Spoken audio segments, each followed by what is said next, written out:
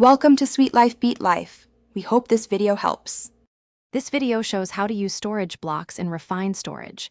You will learn how to craft, place, and link storage blocks properly. Refine Storage uses storage disks like 1K, 4K, 16K, and 64K for capacity. Storage blocks provide condensed visual grouping and save inventory space effectively.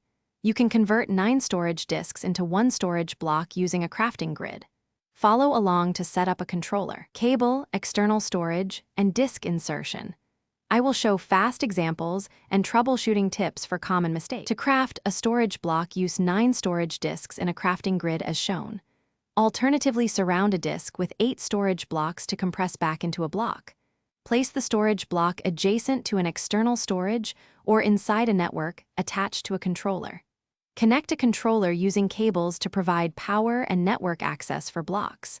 Insert a 1K, 4K, 16K, or 64K disk into the storage block using a right-click on the block.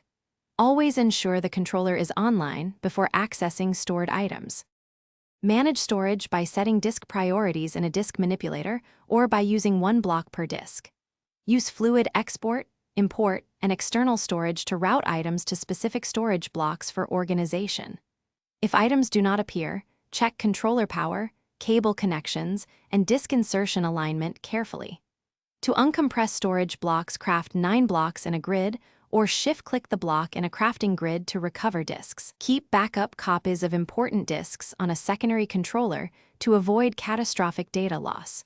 Use patterns and filters to prevent. Thanks for watching. Consider subscribing if we helped you.